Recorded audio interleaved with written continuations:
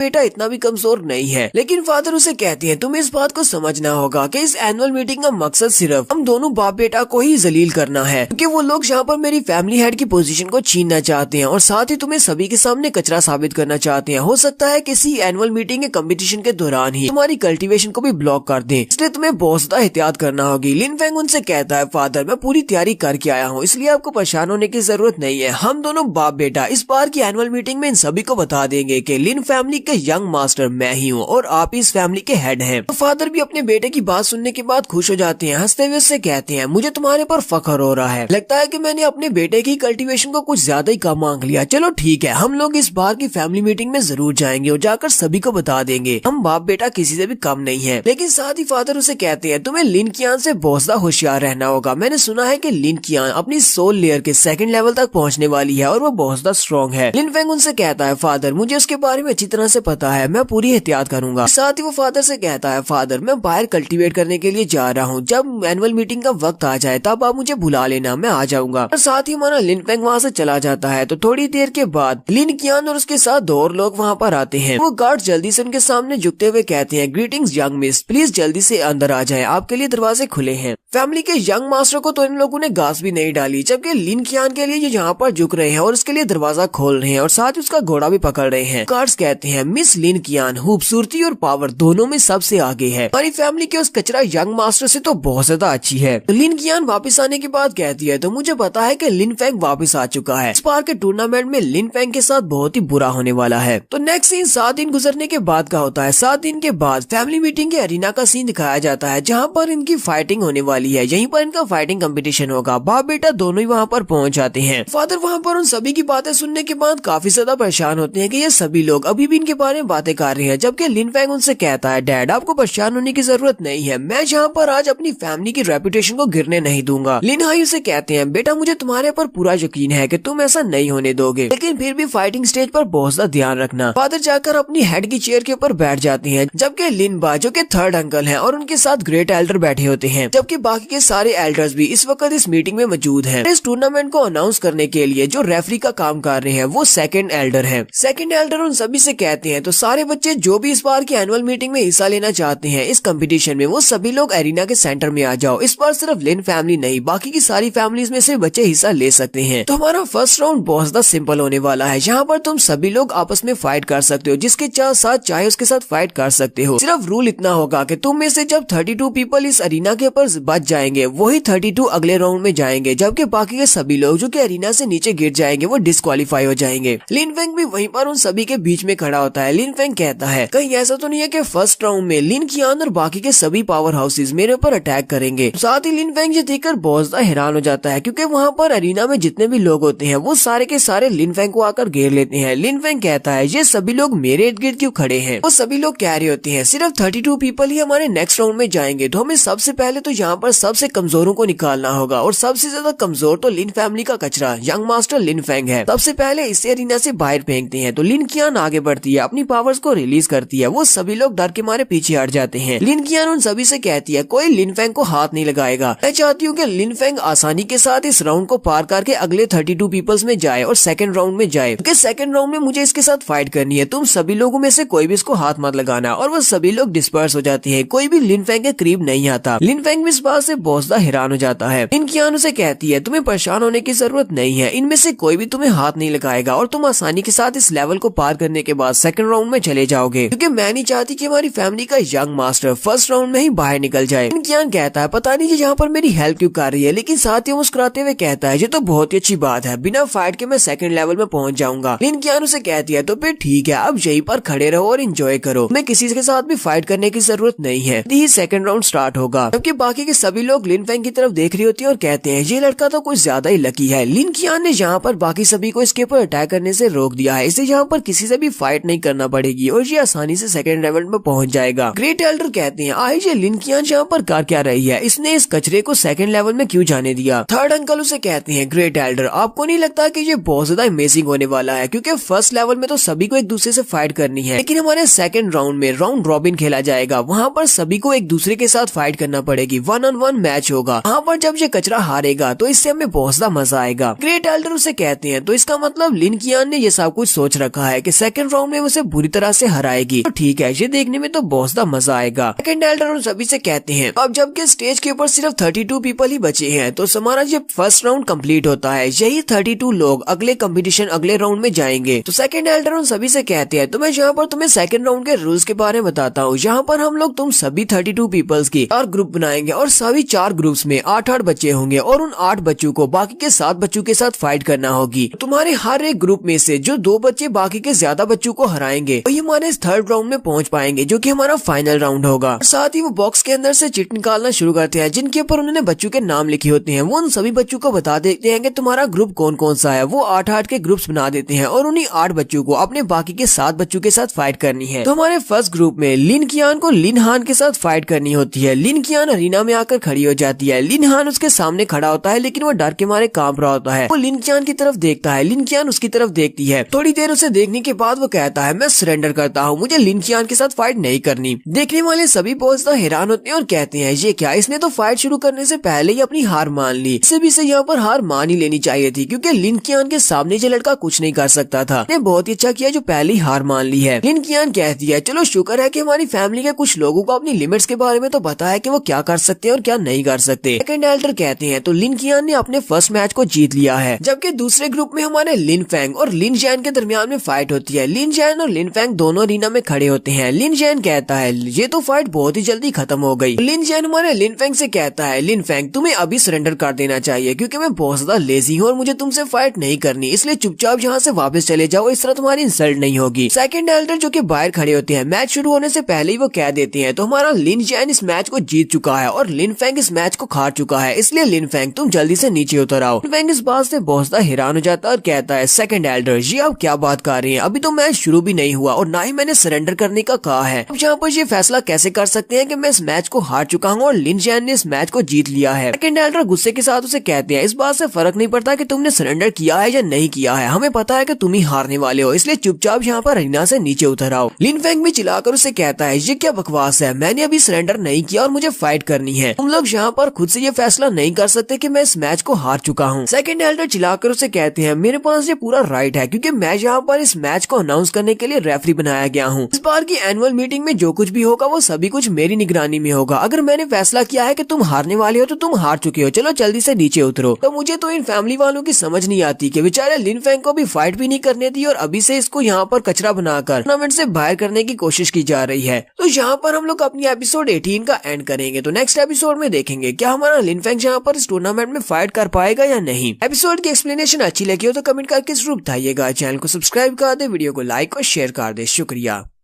Dark spirit के episode 19 के साथ हाजिर हूँ। तो लास्ट एपिसोड के एंड पे हमने देखा था कि लिन फेंग का लिन जैन के साथ मैच स्टार्ट होने से पहले ही सेकंड एल्डर कहते हैं लिन फेंग तुम इस मैच को हार चुके हो और लिन जैन ने इस मैच को जीत लिया है, चलो जल्दी से स्टेज से नीचे उतर आओ। लिन फेंग इस बात से बहुत ज्यादा हैरान होता है और वो कहता है मैंने यहाँ पर सरेंडर नहीं किया और मैच अभी स्टार्ट भी नहीं हुआ, तुम कैसे कह सकते हो कि मैं इस मैच को हार चुका हूँ। सेकंड एल्डर उसे कहते हैं मैं इस मैच का रेफरी हूँ और मैं ये बात डिसाइड करूंगा कि कौन यहाँ पर जीता है कौन हारा है। जबकि फैमिली हेड लिन फेंग के फादर कहते हैं लगता है कि यहाँ पर कोई भी मेरी इज्जत नहीं करता, लगता है कि किसी को भी इस बात की परवाह नहीं है कि फैमिली हेड यहाँ पर बैठा हुआ है और तुम मेरे सामने यहाँ पर फैमिली के रूल्स को तोड़ रहे हो। तुम्हें नहीं पता कि कंपटीशन में बिना फाइट किए या फिर सामने वाले के सरेंडर किए बिना तुम लोग यहाँ पर किसी को भी डिक्लेयर नहीं कर सकते कि वो इस फाइट को हार चुका है। मैच के स्टार्ट होने से पहले ही तुम्हारी हिम्मत कैसे हुई यहाँ पर मेरे बेटे को बाहर निकालने की, तुम्हारे पास ऐसे राइट्स नहीं है। सेकंड एल्डर से कहते हैं फैमिली हेड हम सभी लोग ये बात अच्छी तरह से जानते हैं कि इस मैच का नतीजा क्या निकलने वाला है। लिन जैन हमारे लिन फेंग को बहुत ही आसानी से हरा देगा। मैं तो यहाँ पर ये वाला फैसला करके आपको यहाँ पर ह्यूमिलिएशन से बचा रहा हूँ क्योंकि अगर आपका बेटा यहाँ पर मार खाएगा ये तो हमारी लिन फैमिली की बहुत ज्यादा इंसल्ट हो जाएगी। मैं नहीं चाहता कि हमारा यंग मास्टर किसी से मार खाए। फैमिली हेड उसकी बात सुनने के बाद कहते हैं तो तुम यहाँ पर मुझे ह्यूमिलिएशन से बचाना चाहते हो पर मुझे तो लगता है कि तुम यहाँ पर सभी के सामने मेरी इंसल्ट करना चाहते हो। लिन फेंग के फादर उसे कहते हैं मैं यहाँ पर तुम्हारी रेफरी की पोजीशन तुमसे छीन रहा हूँ, जाओ जाकर चुपचाप वहाँ पर कोने में बैठ जाओ। तो हमारे इस कंपटीशन के अगले होस्ट ग्रेट एल्डर होंगे। थर्ड अंकल चिल्लाकर उसे कहते हैं नहीं, मैं इस बात के लिए एग्री नहीं करता। ग्रेट एल्डर भी उसे कहते हैं मैं भी इस बात के लिए एग्री नहीं करता। लिन हाई उनसे कहते हैं लगता है कि तुम सभी लोग यहाँ पर मेरी बात से डिसएग्री करते हो। मैं फैमिली का हेड हूँ, मैंने ये डिसीजन लिया है तो तुम्हें इस डिसीजन को मानना पड़ेगा। वो सभी लोग जल्दी से उसके सामने आकर खड़े हो जाते हैं और कहते हैं फैमिली हेड ऐसी बात नहीं है, हम यहाँ पर आपके फैसले को गलत नहीं कह रहे, लेकिन आपको फिर भी इस बारे में सोचना चाहिए। सेकंड एल्डर पिछले कई सालों से हमारे साथ है। ग्रेट एल्डर उसे कहते हैं फैमिली हेड एल्डर ने यहाँ पर कुछ भी गलत नहीं किया। हम सभी को लगता है कि सेकंड एल्डर ने बिल्कुल ठीक कहा, वो तो बस हमारी लिन फैमिली की इज्जत बचाने के लिए सब कुछ कर रहे हैं, इसलिए आपका फैसला ये गलत है। उनको उनकी पोजीशन से ना हटाया जाए, क्योंकि अगर आप यहाँ पर ये सब कुछ करेंगे तो इसका मतलब ये होगा कि आप अपने बेटे की वजह से सेकंड एल्डर से बदला ले रहे हैं, आप अपना गुस्सा उनके ऊपर उतार रहे हैं। इससे हमारी लिन फैमिली की और भी ज्यादा इंसल्ट हो जाएगी। देखने वाले काफी ज्यादा हैरान होते हैं और कहते हैं इस बार की एनुअल मीटिंग तो काफी ज्यादा हैरान करने वाली है और दिलचस्प भी है। लगता है कि इस बार ये लोग फैमिली हेड की पोजीशन इनसे छीन ही लेंगे। सेकंड एल्डर और ग्रेट एल्डर ये सभी लोग आपस में मिले हुए हैं। तो फैमिली हेड यानी कि लिन फेंग के फादर उनसे कहते हैं मुझे पता है कि तुम सभी लोग यहाँ पर क्या प्लानिंग कर रहे हो, लेकिन फिर भी मुझे लगता है तुम्हें यहाँ पर एक बहाने की तो जरूरत पड़ेगी। चलो ठीक है, मैं तुम्हें एक बहाना दे देता हूँ। मैं यहाँ पर एक फैसला करता हूँ, मेरा बेटा लिन फेंग तुम्हारे इस लिन जैन के साथ फाइट करेगा। अगर मेरा बेटा लिन फेंग यहाँ पर लिन जैन के साथ फाइट करते हुए हार जाता है तो मैं इस बात को एक्सेप्ट कर लूंगा कि मैं सिर्फ अपने बेटे की वजह से यहाँ पर तुम्हारे सामने बात कर रहा हूँ। मेरा बेटा हार जाता है तो मैं अपनी फैमिली हेड की पोजीशन को छोड़ दूंगा, लेकिन अगर मेरा बेटा यहाँ पर जीत जाता है इस बात का मतलब ये होगा कि मेरा बेटा कोई कचरा नहीं है, बल्कि वो बहुत ज्यादा काबिल है। और सेकंड एल्डर की सोच बहुत ज्यादा छोटी और घटिया है। सेकंड एल्डर को मेरा एक पंच खाना होगा और मेरा पंच खाने के बाद उन्हें अपनी सेकंड एल्डर की पोजीशन को भी छोड़ना होगा। थर्ड एल्डर ये बात सुनते ही जल्दी से इस बात के लिए मान जाते हैं। ग्रेट एल्डर भी कहते हैं ये तो बहुत ही अच्छी अपॉर्चुनिटी है। जैन ने अगर लिन फेंग को आसानी से हरा दिया, फैमिली हेड की पोजीशन थर्ड अंकल के पास चली जाएगी। दोनों इस बात के लिए मान जाते हैं। फिर साथ ही ग्रेट एल्डर सेकंड एल्डर से कहते हैं सेकंड एल्डर कहीं तुम्हें इस बात से कोई मसला तो नहीं है। जबकि सेकंड एल्डर बेचारा बहुत ज्यादा घबरा जाता है और कहता है ये लोग तो पानी का भरा हुआ घड़ा मेरे सर पर फोड़ने की कोशिश कर रहे हैं। ये सब कुछ करने के लिए इन्होंने कहा था, और अब अगर यहाँ पर गलती से भी लिन फेंग जीत गया मेरी पोजीशन भी जाती रहेगी और मुझे लिन फैमिली से भी निकाल दिया जाएगा। जबकि सेकंड एल्डर जो कि लिन हैंग के फादर हैं भी वहीं पर खड़े सोच रहे होते हैं अगर ये कचरा लिन हैंग को हरा सकता है तो इसका मतलब ये लिन जैन को भी हरा सकता है। ये लोग बहुत ही बुरा फंसने वाले हैं। तो सेकंड एल्डर कहते हैं ठीक है, हम लोग यहाँ पर इस मैच को स्टार्ट करने वाले हैं। हमारा ये वाला मैच लिन जैन और लिन फेंग के दरमियान में होगा। लिन जैन अपनी पावर्स को रिलीज करता है और लिन फेंग से कहता है तुम ना सिर्फ एक कचरे हो बल्कि अपने कचरा होने के साथ साथ तुम अपने फादर को भी अपने साथ खींच रहे हो। तुम्हारी वजह से तुम्हारे फादर के भी इंसल्ट होने वाली है और साथ ही फैमिली हेड की पोजीशन भी जाने वाली है। मैंने तो ऐसा सोचा भी नहीं था कि मैं लिन जैन फाइनली यहाँ पर इस मीटिंग में अपनी फैमिली के नए हेड की पोजीशन को डिसाइड करने वाला हूँ। अब ये मेरे हाथ में है कि यहाँ पर क्या होगा। और वो जल्दी से अपनी स्पिरिट पावर को रिलीज करता है। उसकी स्पिरिट पावर वेपन टाइप होती है और वो अपनी स्पिरिट एनर्जी से तलवार बनाकर उसके ऊपर अटैक करने के लिए आगे बढ़ता है। जबकि लिन फेंग उसकी तलवार को देखकर कहता है जिस तरह तुमने अपनी तलवार को पकड़ा हुआ है ये तरीका बहुत ज्यादा बेकार है, तुम्हें तो तलवारबाजी के बारे में कुछ भी नहीं पता। और जैसे वो अपनी तलवार के साथ लिन फेंग के करीब पहुंचता है, लिन फेंग अपने हाथ को सामने की तरफ झटकता है और उसकी तलवार उसके हाथ से गिर जाती है। साथ ही हमारा लिन फेंग अपनी कोहनी को सामने की तरफ करते हुए उसे एक जबरदस्त स्ट्राइक लगाता है। लिन जैन उड़ता हुआ अरीना से बाहर जाकर गिरता है। देखने वाले बहुत ज्यादा हैरान हो जाते हैं कि लिन फेंग ने सिर्फ एक ही स्ट्राइक के साथ लिन जैन को अरीना से बाहर फेंक दिया और इस मैच को जीत लिया। लिन जैन गिरने के बाद वहीं पर होता है, जबकि हमारा लिन फेंग उसके सामने आकर खड़ा हो जाता है और उसे कहता है तुम्हारे पास वेपन टाइप की स्पिरिट एनर्जी है, लेकिन तुम्हारी तलवार बिल्कुल बेकार थी। एक तलवार का मतलब ये है कि वो बहुत ज्यादा तेज होनी चाहिए और बहुत ज्यादा रुथलेस होनी चाहिए, लेकिन जिस तरीके से तुमने अपनी तलवार को पकड़ा था बिल्कुल बेकार तरीका था। तो तुम ये कचरे से ज्यादा कुछ भी नहीं हो, तुम तो तलवारबाजी करने के नाम पर एक धब्बा हो। साथ ही लिन फेंग उसे कचरा बोलने के बाद वापस पीछे की तरफ मुड़ जाता है। लिन फेंग के फादर बहुत ज्यादा खुश हो जाते हैं और कहते हैं तो मेरे बेटे ने यहाँ पर इस मैच को जीत लिया है, तो अगर मेरा बेटा यहाँ पर इस मैच को जीत चुका है तो सेकंड एल्डर जल्दी से तैयार हो जाओ मेरा एक पंच खाने के लिए। इस तरह की हम लोगों ने पहले से डिसाइड किया था, तुम एक पंच खाने के बाद अपने लिन फैमिली की पोजीशन को छोड़ दोगे, तुम एक एल्डर नहीं रहोगे। क्योंकि सेकंड एल्डर बेचारा और भी ज्यादा घबरा जाता है। जुनहाई के फादर जल्दी से अपनी पावर्स को रिलीज करते हैं। सेकंड एल्डर घबरा कर कहता है जुनहाई ये तुम क्या करने वाले हो, करीब मत आना, मुझे पंच मत मारना। लेकिन लिन फेंग के फादर तो अब ये करेंगे ही करेंगे, क्योंकि उनके बेटे के ऊपर इल्जाम जो लगाया गया था वो अपनी पावर्स को रिलीज करने के बाद सेकंड एल्डर को पंच मारने के लिए आगे बढ़ती है, जबकि सेकंड एल्डर वहाँ से भागना शुरू कर देता है। फेंग के थर्ड अंकल कहते हैं लिन हाई तुम्हें ऐसा नहीं करना चाहिए, सेकंड एल्डर ने हमारी फैमिली को पिछले कई सालों से सर्व किया है और वो हमारी लिन फैमिली का हिस्सा है, उसके साथ ऐसा नहीं कर सकते, प्लीज उसको माफ कर दो। लिन फेंग के फादर उसे कहते हैं नहीं, इसको माफ नहीं किया जा सकता। और साथ ही वो अपनी पावर्स को यूज करते हुए सेकंड एल्डर की पीठ पीठ पर एक जबरदस्त अटैक करते हैं। सेकंड एल्डर जख्मी होकर वहीं पर गिर जाते हैं। लिन फेंग के फादर कहते हैं कोई यहाँ पर स्टेज पर आ और सेकंड एल्डर की बॉडी को यहाँ से उठाकर ले जाओ और इसे जाकर बाहर फेंक दो, आज ये हमारी फैमिली का हिस्सा नहीं रहा। फिर साथ ही वो थर्ड अंकल की तरफ देखते हैं और कहते हैं तो बड़े भाई क्या तुम्हें इस बात से कोई मसला है? ग्रेट एल्डर और थर्ड अंकल वो दोनों ही बहुत ज्यादा घबरा जाते हैं और उसे कहते हैं नहीं हमें इस बात से कोई भी मसला नहीं है। साथ ही वो सोच रहे होते हैं कि सेकंड ब्रदर की स्ट्रेंथ तो बहुत ज्यादा बढ़ती जा रही है, हर बार इसकी स्ट्रेंथ पहले से बहुत ज्यादा बढ़ जाती है। लिन फेंग के फादर अपनी फैमिली के सिक्स एल्डर से कहते हैं सिक्स एल्डर इस टूर्नामेंट के रेफरी अब से तुम बनोगे, चलो जल्दी से आगे बढ़ो और मैच को कंटिन्यू करो। सिक्स एल्डर कहते हैं ठीक है फैमिली हेड। लिन फेंग के फादर अपने बड़े भाई से कहते हैं अगर नेक्स्ट टाइम तुमने ऐसा कुछ करने की कोशिश की तो अगली बार मेरा गुस्सा तुम्हारे ऊपर उतरेगा। और इसी तरह मैचेस कंटिन्यू रहते हैं। बाकी के बचे हुए 32 बच्चे भी वो सारे अपने ग्रुप्स के 7 बच्चों के साथ फाइट करते हैं। उनमें से काफी सारे बच्चे तो सरेंडर कर देते हैं क्योंकि उनको पता होता है कि उनका ओपोनेंट काफी ज्यादा टफ है। सिक्स एल्डर कहते हैं तो हमारी बाकी की सारी फाइट्स यहाँ पर कंप्लीट हो चुकी हैं, हमारा सेकंड राउंड कंप्लीट हो गया है, अब हमारे थर्ड राउंड की बारी है। थर्ड राउंड में हमारे पास सिर्फ 8 फाइनलिस्ट बचे हैं, ये 8 बच्चे आपस में एक दूसरे के साथ फाइट करेंगे। यहाँ पर हमारे तीसरे राउंड में जो कि फाइनल राउंड है, इसमें हमारा सबसे पहला मैच लिन कियान और लिन जिंग के दरमियान में होने वाला है। लिन जिंग लिन कियान से कहती है मुझे ये बात पता है कि मैं तुमसे फाइट नहीं कर सकती क्योंकि मैं अपनी सोल लेयर में नहीं हूँ, लेकिन फिर भी यहाँ पर मैं तुमसे फाइट करना चाहूंगी ताकि मैं एक्सपीरियंस कर सकूँ कि एक सोल लेयर के बंदे के साथ फाइट करके कैसा महसूस होता है। लिन कियान उसे कहती है सिस्टर क्यों नहीं, तुम मुझसे फाइट कर सकती हो, अपनी पूरी कोशिश करूंगी कि अपनी पावर्स को होल्ड बैक करूं। और लिन जिंग उसके ऊपर अटैक करने के लिए आगे बढ़ती है। वो अपनी तलवार लेकर जंप करते हुए उसकी तरफ आगे बढ़ रही होती है कि लिन कियान अपने हाथ को सामने की तरफ करते हुए अपने आइस स्पेल को यूज करती है। वो आइस पीरियड के साथ उसके पाँव को वहीं पर आइस में जमा देती है, न सिर्फ उसके पाँव को बल्कि उसकी पूरी बॉडी को ही आइस में कवर कर देती है और लिन जिंग वहीं पर नीचे गिर जाती है। सिक्स एल्डर कहते हैं हमारे इस मैच को लिन कियान ने जीत लिया है, लिन जिंग इस मैच को हार चुकी है। और साथ ही वो सोच रहे होते हैं लिन कियान तो बहुत ज्यादा स्ट्रॉन्ग होती जा रही है। जबकि नेक्स्ट मैच में लिन जुन का सामना एक दूसरे लड़के के साथ होता है, उसके अपने कजन के साथ, तो वो वहाँ पर अपनी हार मान लेता है और कहता है मैं सरेंडर करता हूँ। वो सोच रहा होता है ये सभी लोग मुझसे ज्यादा स्ट्रॉन्ग है, मैं यहाँ तक तो पहुँच आया लेकिन इससे आगे नहीं जीत पाऊंगा। जहाँ पर सेकंड मैच भी खत्म हो चुका है तो थर्ड मैच की बारी आती है, जहाँ पर एक लड़का जिसका नाम लिन ली होता है उसका सामना हमारे लिन फेंग के साथ होता है। तो लिन ली और लिन फेंग दोनों ही अरीना के सेंटर में खड़े होते हैं। लिन ली लिन फेंग से कहता है क्यों ना तुम मेरे ऊपर पहले अटैक करो।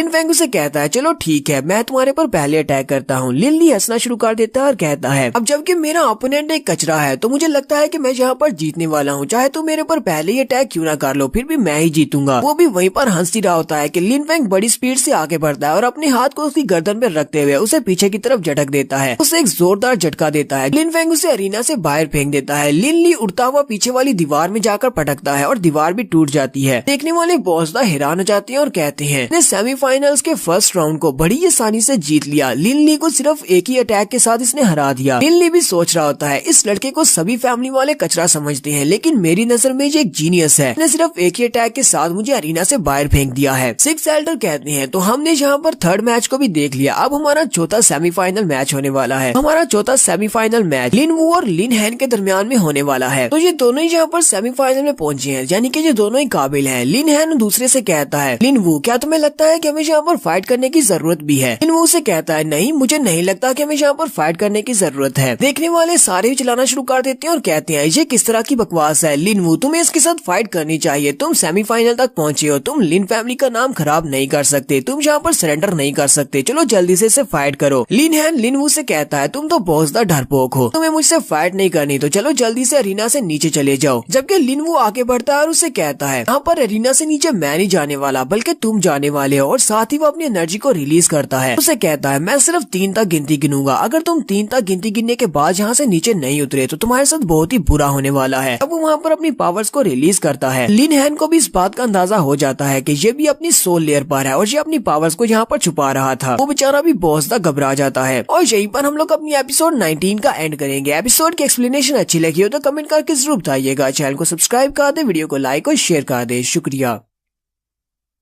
डार्क स्पिरिट की लास्ट एपिसोड के एंड पे हमने देखा था 2 लड़कों में फाइट हो रही होती है, एक का नाम लिन वू होता है और एक का नाम लिन हैन होता है। लिन वू अपनी छुपी हुई पावर्स को रिलीज करता है तो बाकियों को पता चलता है कि वो भी अपनी सोल लेयर पर है, वो अपनी सोल लेयर के फर्स्ट लेवल पर है, जबकि उसके सामने जो लड़का होता है वो अपनी की लेयर पर होता है। वो इस बात से बहुत ज्यादा घबरा जाता है और कहता है तो तुम अपनी ट्रू स्ट्रेंथ को यहाँ पर छुपा रहे थे। लिन वू वहीं पर अपनी काउंटिंग को स्टार्ट करता है और कहता है मैं बस 3 तक ही गिनूंगा, 3 तक गिनने के बाद तुम यहाँ से नहीं उतरोगे तो तुम्हें खुद ही कॉन्सिक्वेंसेस को बर्दाश्त करना पड़ेगा। करेगा जो भी तुम्हारे साथ होने वाला है। देखने वाले भी बहुत ज्यादा हैरान हो जाते हैं और कहते हैं हमारी लिन फैमिली तो वाकई में बहुत बड़ी जीनियस फैमिली है, हमारी फैमिली में एक दूसरा सोल लेयर का मास्टर निकल आया है। जबकि सिक्स एल्डर भी काफी ज्यादा खुश हो जाती हैं और कहते हैं मेरा बेटा तो वाकई में एक बहुत ही अच्छा फाइटर निकला, मुझे तो लगा था कि ये यहाँ पर इस फाइट कंपटीशन को हार जाएगा, लेकिन ये तो अपनी कल्टीवेशन को छुपा रहा था, ये तो सोल लेयर तक पहुँच चुका है। जबकि थर्ड अंकल भी सोच रहे होते हैं इस लड़के ने अपनी स्ट्रेंथ को छुपा कर रखा हुआ था ताकि ये फाइनल में अपनी स्ट्रेंथ को रिलीज कर सके, लेकिन ये मेरे प्लान्स के साथ अगर मैस अप करेगा तो फिर इसके लिए बुरा होगा। लिनवू जैसे वहाँ पर 2 पर पहुँचता है, लिनहैन और भी ज्यादा घबरा जाता है। लिनवू लिनहैन से कहता है मैंने तुमसे कहा ना कि मैं सिर्फ 3 तक गिनती गिनूंगा, मैं यहाँ पर तुमसे फाइट इसलिए नहीं करना चाहता कि मैं तुमसे डरता हूँ, बल्कि इसलिए फाइट नहीं करना चाहता क्योंकि मुझे लगता है कि तुम मुझसे फाइट करने के लायक नहीं हो, तुम्हारी स्ट्रेंथ मुझसे बहुत ज्यादा कम है। जैसे यहाँ पर लिनवू से ये वाली बात करता है, लिनहैन कहता है ठीक है मैं सरेंडर करता हूँ, मैं इस मैच को हार चुका हूँ। जैसे वो वहाँ पर सरेंडर करने की बात करता है, हमारा लिनफेंग भी हंसना शुरू कर देता है। लिनहैन उसे कहता है तुम यहाँ पर क्यों हंस रहे हो, बाकी सभी लोगों की समझ जाती है कि तुम्हारे जैसे कचरे को मेरे ऊपर हंसने की जरूरत नहीं है। थर्ड अंकल भी हंसना शुरू कर देती है और कहते हैं ये तो वाकई में बहुत ही बुरी बात है। लिनहैन जहाँ पर लिनवू से हार गया, उसने उसके सामने सरेंडर कर दिया क्योंकि वो सोल लेयर पर है, लेकिन यहाँ पर अगर फैमिली का कचरा इस बात पर हंसेगा तुझे तो वाकई में बहुत बड़ी एम्बेरसमेंट की बात है कि फैमिली के कचरे को तो इस पे पर हंसने का कोई भी हक नहीं है, जबकि वो खुद बहुत ज्यादा कमजोर है। थर्ड अंकल के पास सेवंथ एल्डर खड़े होते हैं। सेवंथ एल्डर कहते हैं जी है तो हमारी फैमिली का कचरा, लेकिन इसके अंदर कॉन्फिडेंस बहुत है, लोग इसको ओवर कॉन्फिडेंट कचरा जरूर कह सकते हैं। जबकि लिनफेंग के फादर वहाँ पर इन सभी की जली कटी बातें सुन रहे होते हैं। लिनफेंग भी उन सभी की बातें सुनने के बाद वहाँ पर सीरियस सा लुक देता है। लिनहैन चिल्लाकर उसे कहता है तुम यहाँ पर मेरी तरफ इस तरह घूर घूर कर क्या देख रहे हो, तुम सिर्फ एक कचरे हो जो कि हमेशा अपने फादर के पीछे छुपे रहते हो, तुम्हारे फादर की फैमिली पोजीशन की वजह से हमेशा तुम्हें एडवांटेज मिलता है, क्या तुम मुझसे फाइट करना चाहते हो तो जल्दी से यहाँ पर अरीना में आ जाओ। लिनफेंग उसकी बात सुनने के बाद सीढ़ियाँ चढ़ते हुए अरीना की तरफ आगे बढ़ता है और उसे कहता है मैं यहाँ पर सिर्फ 3 तक गिनती गिनूंगा, मेरे 1 कहने के बाद भी अगर तुम अरीना के सेंटर में खड़े रहे तो फिर तुम्हारे साथ जो होगा उसकी जिम्मेदार तुम खुद होगे। लिनहैन भी इस बात से गुस्सा हो जाता है और कहता है तुम तो यहाँ पर लिनवू का डायलॉग चिपका रहे हो, क्या तुम्हें लगता है कि तुम्हारे पास इतनी स्ट्रेंथ है कि तुम यहाँ पर 3 तक गिनती गिने तक मुझे यहाँ से नीचे उतार सको। लिनफेंग जैसी अरीना में पहला कदम रखता है वो कहता है 3, तो जैसे वो 3 कहता है लिनहैन को महसूस होता है कि बहुत ज्यादा प्रेशर पड़ रहा है। लिनहैन कहता है यहाँ पर हो क्या रहा है, तो प्रेशर तो मैंने लिनवू का भी महसूस नहीं किया जितना इसका प्रेशर मेरे पर पड़ रहा है, मेरे हाथ भी कांप रहे हैं। ऐसा तो नहीं है कि लिनफेंग भी अपनी सोल लेयर पर पहुंच चुका है। लिनफेंग उसे 2 कहते हुए आगे की तरफ बढ़ता है। लिनहैन और भी ज्यादा घबरा जाता है और जल्दी से पीछे की तरफ हटना शुरू हो जाता है। देखने वाले हैरान हो जाते हैं और कहते हैं ऐसा कैसे हो सकता है, लिनहैन पीछे की तरफ क्यों हट रहा है, क्या वाकई में उसका प्रेशर इतना ज्यादा है, लिनफेंग ये कचरा नहीं है, क्या वो इतना स्ट्रॉन्ग है। तो लिनफेंग वहाँ पर पहुँचने के बाद उसे कहता है तो अब फाइनल वर्ड की बारी है, अब मैं 1 कहने वाला हूँ। लिनहैन कहता है मैं जहाँ पर डर के मारे जम चुका हूँ और मेरे पाँव हिल ही नहीं रहे, मैं अरीना से बाहर जाना चाहता हूँ लेकिन नहीं जा पा रहा। हमारा लिनफेंग वहीं पर अपनी डार्क स्पिरिट को रिलीज करता है तो लिनहैन को वहाँ पर अपने पाँव के नीचे एक बड़ा सा डार्क शैडो का मॉन्स्टर दिखाई देता है और वो डर के मारे कहता है मैं सरेंडर करता हूँ। लिनफेंग उसे कहता है तुम्हें किसने कह दिया कि तुम सरेंडर कर सकती हो, मैंने कहा था कि अरीना से बाहर जाना है। सेवंथ एल्डर गुस्से के साथ कहते हैं कमीने कहीं के, तुम यहाँ पर इसके सामने सरेंडर कैसे कर सकते हो। लिनफेंग के फादर उसका मजाक उड़ाते हुए कहते हैं सेवंथ एल्डर आप एक एल्डर हैं, मैच देखते हुए आपको यहाँ पर बैठ जाना चाहिए, आपको खड़े होकर मैच देखना शोभा नहीं देता। थर्ड अंकल उसे कहते हैं आराम से बैठ जाओ, मुझे नहीं लगता कि ये लड़का यहाँ पर ज्यादा देर तक शो ऑफ कर पाएगा क्योंकि बहुत ही जल्दी इसका मुकाबला तो लेयर के लड़कों के साथ होने वाला है। सिक्स एल्डर उन सभी से कहते हैं तो लिनफेंग ने यहाँ पर अपने आखिरी मैच को जीत लिया है, तो अब हम लोग यहाँ पर आधे घंटे की ब्रेक करने वाले हैं, आधे घंटे में जाकर रेस्ट कर लो, उसके बाद हम लोग अपने फाइनल मैच को स्टार्ट करेंगे। यहाँ पर फाइनल राउंड में 4 बच्चे एक दूसरे से आमना सामना करेंगे, 2-2 का मैच होगा। लिन कियान सिक्स एल्डर से कहती है सिक्स एल्डर हमें यहाँ पर रेस्ट करने की जरूरत नहीं है क्योंकि हमारे पास अभी काफी सारी स्पिरिचुअल एनर्जी है, हम लोग यहीं से फाइट को कंटिन्यू करना चाहेंगे। लिन वो भी उनसे कहता है हाँ क्यों नहीं, हम लोग इस मैच को यहीं से कंटिन्यू करेंगे। लिनफेंग भी कहता है हाँ मैं भी इस मैच को स्टार्ट करना चाहता हूँ। एल्डर उनसे कहते हैं अब जबकि चारों बच्चे इस बात के लिए राजी हैं तो फिर ठीक है हम लोग अपने फाइनल मैच को स्टार्ट करते हैं। हमारा फाइनल मैच लिनफेंग और लिन होंग के दरमियान में होगा, जबकि सेकंड मैच हमारे लिन कियान और लिनवू के दरमियान में होने वाला है। तो बहुत ही जल्दी यहाँ पर हमारा ये वाला मैच स्टार्ट होने वाला है। देखने वाले बातें कर रहे होते हैं कि सिक्स एल्डर ने इन लोगों के मैचअप को इस तरह क्यों डिसाइड किया है। लिनफेंग को लिन होंग के साथ फाइट करनी है क्योंकि लिन होंग काफी ज्यादा स्ट्रॉन्ग है, लेकिन फिर भी वो लिनवू और लिन कियान इन दोनों से फाइट नहीं कर सकता, इसीलिए उन्होंने लिनफेंग के साथ इसको फाइट करने के लिए मैचअप किया है। लेकिन लिन होंग फिर भी हमारे लिनफेंग से बहुत ज्यादा स्ट्रॉन्ग है और ये वाला मैच बहुत ही जल्दी खत्म हो जाएगा। थर्ड अंकल खड़े होते हैं और सिक्स एल्डर से कहते हैं फाइनल मैच के शुरू होने से पहले मैं यहाँ पर कुछ बात करना चाहता हूँ। सिक्स एल्डर से कहते हैं हाँ ठीक है तुम कर सकते हो। थर्ड अंकल उन सभी से कहते हैं पहले वाली फाइट्स में हमने देखा कि सामने वाला सरेंडर करके बड़ी आसानी से इस फाइट को हार कर चला जाता था, लेकिन मैं चाहता हूँ कि इस बार हम लोग अपने बच्चों की ट्रू पोटेंशियल को देखें। मैं चाहता हूँ कि इस बार रूल्स को चेंज करो। भी जहाँ पर सरेंडर करके फाइट से हार नहीं मान सकता ताकि दूसरे वाला उसको बहुत ही बुरी तरह से हरा ना दे और वो सामने वाला उठने के काबिल ना रहे, तब तक ये मैच जारी रहेगा। मैं चाहता हूँ कि हमारे बच्चों की ट्रू पोटेंशियल दिखाई जाए। आने वाले बॉस हैरान हो जाते हैं और कहते हैं थर्ड अंकल क्या चाहते हैं कि जहाँ पर ये लोग अपनी फुल स्ट्रेंथ के साथ फाइट करें और कोई भी हार न माने। थर्ड अंकल लिन हाई से कहते हैं फैमिली हेड तुम्हें क्या लगता है, क्या मेरा ये वाला डिसीजन ठीक है या नहीं। फैमिली हेड इस बात से काफी ज्यादा गुस्सा होते हैं क्योंकि उन्हें पता होता है कि उन तीनों में से सबसे ज्यादा कमजोर उनका अपना बेटा है। थर्ड अंकल उसे कहते हैं क्या हुआ, लगता है कि हमारे फैमिली हेड में इतनी हिम्मत नहीं है कि वो यहाँ पर अपने बच्चों की ट्रू पोटेंशियल को उजागर कर सके। यहाँ पर ये इजाजत देना पड़ेगी, हम लोग देख सके कि हमारे बच्चों की लिमिट्स क्या हैं। लिन फेंग फादर से कहता है फादर इसको एक्सेप्ट कर लें। फादर अपने बेटे की तरफ देखते हैं और कहते हैं ठीक है, मैं फैमिली हेड इस ऑफर को एक्सेप्ट करता हूँ। हम लोग रूल में चेंजिंग कर रहे हैं ताकि सामने वाला ग्राउंड पर गिर जाए और फाइट करने के काबिल ना रहे, तब तक ये फाइट जारी रहेगी, कोई भी सरेंडर नहीं कर सकता। थर्ड अंकल कहते हैं ये तो बहुत ही अच्छी बात है, हमारे फैमिली हेड ने बहुत ही अच्छा फैसला लिया। तो लगता है कि यहाँ पर लिन फेंग की हालत खराब होने वाली है। सिक्स एल्डर कहते हैं ठीक है, अब जबकि फैसला हो चुका है तो हम लोग फाइनल राउंड को स्टार्ट करेंगे। सबसे पहला मैच लिन कियान और लिन वू के दरमियान में होगा। लिन कियान जल्दी से अरीना के सेंटर में आ जाती है अपनी फायर पावर को रिलीज करते हुए। वो अपने पाँव के नीचे फायर पावर को यूज कर रही है और हाथों में अपनी आइस पावर को यूज कर रही है क्योंकि उसके पास ड्यूअल एबिलिटीज है। वो लिन वू से कहती है तुम्हें पता है कि तुम मेरा मुकाबला नहीं कर सकते, हालांकि तुम भी एक सोल लेयर हो, लेकिन फिर भी तुम्हारी स्ट्रेंथ मुझसे कम है। लिन वू से कहता है अगर मैं तुम्हें यहाँ पर नहीं भी हरा सकता तब भी मैं तुमसे फाइट करूंगा क्योंकि मुझे इससे अच्छा एक्सपीरियंस मिलेगा। जैसे ही लिन वू उसके साथ फाइट करने के लिए रेडी होता है उसी वक्त लिन कियान अपनी आइस पावर को रिलीज करती है और अपनी स्पिरिट को वहाँ पर मटेरियलाइज कर देती है और पूरे के पूरे अरीना को एडू से कवर कर देती है, यानी कि वहाँ पर एक दीवार बना देती है, एक रूम क्रिएट कर लेती है। देखने वाले और भी ज्यादा हैरान हो जाते हैं और कहते हैं ये क्या, इसने तो यहाँ पर अपनी आइस स्पिरिट के साथ एक बड़ा सा रूम क्रिएट कर लिया है। ये अपनी आइस स्पिरिट को फिजिकल फॉर्म भी दे सकती है। ये लड़की तो वाकई में काफी ज्यादा स्ट्रॉन्ग है। थर्ड अंकल जिनकी ये बेटी है वो काफी ज्यादा खुश हो जाते हैं। ये वाला मैच उस आइस के रूम के अंदर होने वाला है, यानी कि बाहर से कोई भी इन दोनों को देख नहीं सकता, वो दोनों अंदर ही फाइट करेंगे। लिन वू कहता है तुम्हारे इस बड़े से आइस डोम के अंदर मैं एक बहुत बड़े डिसएडवांटेज में हूँ। वो लिन कियान से कहता है लिन कियान तुम तो यहाँ पर कुछ ज्यादा ही शो ऑफ कर रही हो। लिन कियान उसे कहती है तो मुझे यहाँ पर शो ऑफ तो करना पड़ेगा क्योंकि तुम भी सोल लेयर पर हो, तो मुझे तुम्हें ये दिखाना है कि हम दोनों सोल लेयर पर होने के बावजूद हम दोनों में कितना बड़ा पावर गैप है कि सभी के सभी सोल लेयर एक जैसे नहीं होते। लिन कियान उसे कहता है तुम्हारे अंदर इतना ज्यादा एटीट्यूड भी नहीं होना चाहिए कि तुम यहाँ पर मुझसे ज्यादा स्ट्रॉन्ग हो। चलो मैं तुम्हें दिखाता हूँ कि मैं कितना स्ट्रॉन्ग हूँ। और वो वहाँ पर अपनी फायर पावर को यूज करते हुए उसके ऊपर अटैक करने के लिए आगे बढ़ता है। वो अपनी पाम के साथ उसके ऊपर अटैक करता है तो लिन कियान अपनी आइस पावर को यूज करते हुए सामने एक आइस शील्ड बना लेती है। तो लिन वू का हाथ उसकी आइस शील्ड के साथ ब्लॉक हो जाता है, लेकिन साथ ही लिन वू उसके सामने से बड़ी स्पीड से गायब हो जाता है और उसके ऊपर अटैक करते हुए उसके पीछे वाली साइड पर चला जाता है और उसे कहता है तुम्हें क्या लगा था कि तुम यहाँ पर बहुत ज्यादा महान वॉरियर हो, मैंने तो तुम्हें हरा भी दिया है। लिन वू भी इसी बारे में खुश हो रहा होता है कि मैंने इसको हरा दिया। तो जैसे ही वो पीछे की तरफ देखता है तो मुझे देखकर बहुत ज्यादा हैरान हो जाता है कि वो लिन कियान की रियल बॉडी नहीं बल्कि एक आइस का शैडो क्लोन होता है। लिन कियान उसकी साइड पर खड़ी होती है और उसे कहती है तुम्हें क्या लगा था कि तुम यहाँ पर मेरी टेरिटोरी में मुझे आसानी से हरा सकते हो, ये मेरी डोमेन है, यहाँ पर तुम मुझे नहीं हरा सकते। लिन वू से कहता है तो इसका मतलब यह है कि मुझे यहाँ पर तुम्हें और तुम्हारे इस बैरियर दोनों को हराना पड़ेगा। लिन कियान उसे कहती है हाँ क्यों नहीं, तुम ट्राई करके देख सकते हो। वो जल्दी से ग्राउंड के ऊपर अपना हाथ रखता है और अपनी फायर पावर को रिलीज करता है। जब वो अपनी फायर पावर को रिलीज करता है तो उसके हाथ के ऊपर फायर स्केल्स आ जाते हैं, उसका पंजा ड्रैगन की क्ला की तरह का बन जाता है। लिन कियान उसकी पावर्स रिलीज होते हुए देखकर कहती है लगता है कि मुझे भी तुम्हारे साथ सीरियस होना पड़ेगा क्योंकि तुम तो यहाँ पर कुछ ज्यादा सीरियस हो गए हो। लिन वो जल्दी से जंप करते हुए उसके ऊपर अटैक करने के लिए आगे बढ़ता है, जबकि लिन कियान अपनी आइस पावर्स को यूज करते हुए अपने स्पेशल मूव आइस प्रिजन को यूज करती है और उसे आइस की प्रिजन के अंदर ट्रैप करने की कोशिश करती है। लेकिन लिन वो अपने पंजे को घुमाते हुए अपनी फायर पावर के साथ उसके सारे आइस क्रिस्टल्स को तोड़ देता है और बड़ी स्पीड से फिर से उसके ऊपर अटैक करने के लिए आगे बढ़ता है। के पंच के अंदर पहले से बहुत ज्यादा पावर है। कियान अपनी आइस की शील्ड बनाती है, लेकिन वो उसकी आइस की शील्ड को तोड़ते हुए उसके करीब पहुंच जाता है और उसे कहता है ये तुम्हारे बैरियर की लास्ट लेयर है, अब मैं तुम्हारे करीब पहुंच चुका हूँ। लिन कियान उसे कहती है क्या तुम्हें लगता है कि वाकई में ये लास्ट लेयर है। लिन कियान उसे कहती है तुम्हारे पास फायर पावर है लेकिन तुम्हारी फायर पावर इतनी ज्यादा स्ट्रॉन्ग नहीं है, चलो मैं तुम्हें दिखाती हूँ कि असल फायर किसको कहते हैं। लिन कियान अपनी फायर को रिलीज करती है, उसकी जो आइस होती है वो सारी की सारी पिघल जाती है। लेकिन वो भी इस बात से बहुत ज्यादा हैरान हो जाता है और कहता है मेरे इर्द गिर्द जितनी भी आइस थी वो सारी की सारी फायर कैसे बन गई। उसकी पूरी बॉडी फायर से कवर हो जाती है, वो की पूरी बॉडी को फायर लग जाती है और वहीं पर जख्मी होकर नीचे गिर जाता है और यहीं पर हमारा लिन वू लिन कियान से हार जाता है। सिक्स एल्डर कहते हैं चलो शुक्र है कि इसने यहाँ यहाँ पर इसको जान से नहीं मारा। देखने वाले भी बहुत ज्यादा हैरान होते हैं और कहते हैं लिन कियान तो बहुत ज्यादा स्ट्रॉन्ग है। लिन कियान स्टेज से नीचे उतरने के बाद लिन फेंग से कहती है अब तुम्हारी बारी है, उम्मीद करती हूँ कि तुम स्टेज के ऊपर मरोगे नहीं। लिन फेंग का सामना जिस लड़के के साथ है वो लिन कियान का छोटा भाई है। लिन फेंग और लिन होंग दोनों एक दूसरे के आमने सामने होते हैं। लिन होंग उसे कहता है मैंने और लिन कियान ने तुम्हारे साथ फाइट करने के लिए बहुत ही लंबा इंतजार किया है। तो देखते हैं कि अब यहाँ पर इस फाइट में क्या होने वाला है। और यहीं पर हमारी एपिसोड 20 का एंड हो जाता है। एपिसोड की एक्सप्लेनेशन अच्छी लगी हो तो कमेंट करके जरूर बताइएगा। चैनल को सब्सक्राइब कर दे, वीडियो को लाइक और शेयर कर दे। शुक्रिया।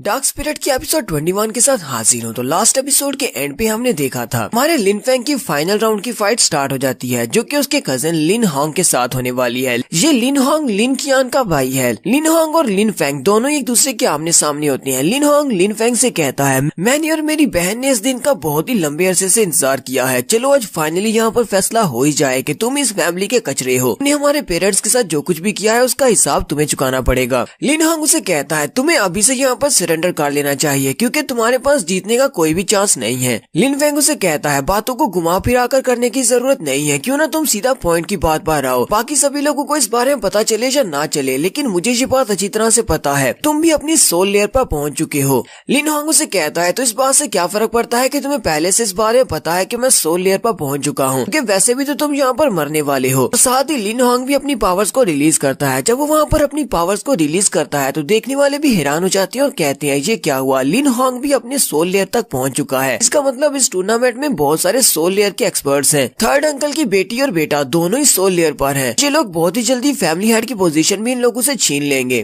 तो लिन होंग अपनी पावर्स को रिलीज करते हुए आगे की तरफ बढ़ता है और आकर लिन फेंग के सामने खड़ा हो जाता है। तो उसके पास भी आइस स्पिरिट होती है। वो आइस स्पिरिट को रिलीज करता है तो लिन फेंग पूरी तरह से आइस के अंदर कवर हो जाता है। और वो लिन फेंग से कहता है लिन फेंग तो मुझे बताओ तुम्हें इस वक्त कैसा महसूस हो रहा है जब तुम एक सोल लेयर के एक्सपर्ट को अपने सामने खड़ा देख रहे हो और उससे फेस करने वाले हो। लिन फेंग की पूरी बॉडी उस आइस के अंदर कवर होती जा रही होती है जबकि लिन होंग वहाँ पर जोर जोर से हंसना शुरू कर देता है। लिन फेंग की बॉडी अभी आइस में कवर ही हो रही होती है कि उसी वक्त वो अपने हाथ को हिलाता है, आइस को तोड़ता है और साथ ही उसे एक जबरदस्त किक मारता है, जबकि लिन होंग भी पीछे की तरफ गिर जाता है और उसके मुंह के अंदर से ब्लड निकलना शुरू हो जाता है। लिन फेंग अपने कपड़ों को आइस से झाड़ते हुए उससे कहता है तुमने तो मेरे कपड़ों के ऊपर बहुत ज्यादा डेकोरेशन जमा दी, मुझे ये सब कुछ नहीं चाहिए, तुम तो बहुत ज्यादा वीक हो। जबकि लिन होंग गुस्से के साथ उसे कहता है कमीने कहीं के, लगता है कि तुम्हें मरने की बहुत ज्यादा जल्दी है, चलो ठीक है मैं तुम्हारी ख्वाहिश पूरी कर देता हूँ। और वो वहीं पर अपनी आइस स्पिरिट को रिलीज करते हुए काफी सारी तलवारें बना लेता है और उन सारी तलवारों के साथ ही हमारे लिन फेंग के ऊपर अटैक कर देता है। जबकि लिन फेंग भी अपनी तलवार निकालता है और तलवार को घुमाते हुए सामने से आने वाली आइस की सारी तलवारों को सेंटर से तोड़ देता है और फिर बड़ी स्पीड के साथ उसके ऊपर अटैक करने के लिए आगे बढ़ता है। लेकिन लिन होंग फिर से अपनी आइस स्पिरिट को यूज करते हुए वहाँ पर एक आइस केज बनाता है जिसका नाम प्रिजन ग्राउंड होता है। वो लिन फेंग को वहाँ पर आइस के डोम के अंदर ट्रैप करने की कोशिश करता है, जबकि हमारा लिन फेंग फिर से अपनी तलवार को ऊपर की तरफ उठाता है और अपने 9 हेवी वेव्स को यूज करते हुए उसकी सारी की सारी आइस डोम को वहीं पर सेंटर से काट देता है और वहाँ से आजाद हो जाता है। लिन होंग भी ये देखकर बहुत ज्यादा घबरा जाता है कि आखिर इसके पास इतनी ज्यादा स्ट्रेंथ कहाँ से आ रही है। और वो घबरा कर कहता है ये इतना ज्यादा स्ट्रॉन्ग नहीं हो सकता। जबकि लिन फेंग के फादर कहते हैं लगता है कि मेरे बेटे ने अभी तक अपनी मास्टर स्पिरिट को अवेकन नहीं किया। मास्टर स्पिरिट बहुत ज्यादा पावरफुल है, पर इसने अपनी मास्टर स्पिरिट को अवेकन कर लिया तो इसकी स्ट्रेंथ इससे भी ज्यादा बढ़ जाएगी। लिन होंग यहाँ पर अपनी डेस्परेट सिचुएशन में अपने लास्ट मूव को यूज करता है। वो उसे कहता है अब मैं तुम्हें नहीं छोड़ूंगा, मैं अपने फाइनल मूव को यूज करने वाला हूँ। और वो अपनी बची कुची पावर्स को गैदर करता है। अपने फाइनल मूव जिसका नाम फ्रीजिंग शैडो होता है उसको यूज करते हुए लिन फेंग के ऊपर अटैक करता है। लिन फेंग उसे कहता है तुम नहीं कर पाओगे और साथ ही वो बड़ी स्पीड के साथ उसके ऊपर एक कट लगाता है यहाँ तक कि वो नीचे के ग्राउंड को भी तोड़ देता है। लिन होंग की बॉडी के ऊपर कट लगता है और वो जख्मी होकर वहीं पर नीचे गिर जाता है। लिन होंग कहता है इसका प्रेशर मुझे बहुत ज्यादा फील हो रहा है, ऐसे लग रहा है जैसे कि ये अभी मुझे मार डालेगा। तो लिन फेंग उसे जख्मी करने के बाद उसके सामने खड़ा होकर कहता है मुझे तुम सभी लोगों से कुछ भी नहीं चाहिए, मैं तुम लोगों के साथ फाइट भी नहीं करना चाहता, लेकिन तुम सभी लोग मुझे मारना चाहते हो तो ठीक है, अगर तुम सभी लोग मुझे मारना चाहते हो तो बदले में तुम सभी को भी मौत मिलेगी, अब मैं तुम्हें मारने वाला हूँ। जबकि उसके थर्ड अंकल चिल्लाकर उसे कहते हैं कमीने लिन फेंग इसको मत मारना। लिन फेंग के फादर थर्ड अंकल से कहते हैं अब क्या हुआ, तुम्ही ने तो ये रूल सेटअप किया था, तुम्ही ने कहा था कि यहाँ पर हम लोग सरेंडर नहीं कर सकते ताकि सामने वाला फाइट करने के के काबिल ना रहे तो तुम यहाँ पर क्या करने वाले हो? अपने इस कचरा से बच्चे को बचाना चाहते हो जो कि फाइट करने के लायक भी नहीं है। लिन फेंग अपनी तलवार लेकर आगे बढ़ता लिन होंग से कहता है क्योंकि तुम मेरे कजिन हो, लेकिन फिर भी तुम लोग यहाँ पर मेरे साथ इतना बुरा करते हो। तुम लोग अपनी फैमिली के रिलेशंस को भी नहीं देख रहे तो फिर ठीक है, अभी अपनी फैमिली के रिलेशंस को देखने की जरूरत नहीं है। जैसे वो उसे मारने के लिए आगे बढ़ने लगता है, लिन कियान जल्दी से वहाँ पर आती है और अपनी फायर पावर को रिलीज करते हुए लिन फेंग के ऊपर अटैक कर देती है। लेकिन लिन फेंग भी पीछे की तरफ घूमते हुए अपनी तलवार को घुमाता है और उसके फायर अटैक को वहीं पर ब्लॉक कर लेता है और उसकी तलवार के अंदर से काफी सारी एनर्जी निकलती है। लिन कियान को भी उसको फेस करने में काफी ज्यादा मुश्किल होती है। वो भी लिन कियान के ऊपर अटैक ही कर रहा होता है कि उसी वक्त पीछे से उसके ऊपर अटैक होता है। सेवंथ एल्डर वहाँ पर अरीना के सेंटर में आ जाते हैं। लिन फेंग जैसे पीछे की तरफ घूमता है वो उसके ऊपर अटैक कर देते हैं, वो उसे पंच मारते हैं जिससे लिन फेंग जख्मी होकर पीछे की तरफ गिर जाता है। सेवंथ एल्डर हंसना शुरू कर देते हैं और कहते हैं कमीने कहीं के तुम तो बहुत ज्यादा लकी हो जो कि मेरे पंच से बच गए। तो सेवंथ एल्डर अभी वहाँ पर लिन फेंग के ऊपर अटैक करने के बाद खुशी हो रही होती है कि उसी वक्त उन्हें महसूस होता है जैसे कि उनके पाँव आइस के अंदर जम चुके हैं। बहुत ज्यादा घबरा जाते हैं और पीछे की तरफ देखते हैं। लिन फेंग के फादर वहाँ पर अरीना में आ जाते हैं अपनी फुल पावर को रिलीज करते हुए उससे के साथ सेवंथ एल्डर से कहते हैं तुम्हारी हिम्मत कैसे हुई मेरे बेटे के ऊपर अटैक करने की। सेवंथ एल्डर भी घबरा जाते हैं और कहते हैं कोई तो यहाँ पर आकर मुझे बचाओ, ये मुझे मार डालेगा। और उसी वक्त उसकी आंखों के अंदर से ब्लड निकलना शुरू हो जाता है क्योंकि लिन फेंग के फादर अपनी आइस पीरियड को यूज करते हुए उसकी बॉडी को अंदर से जमा रहे होते हैं।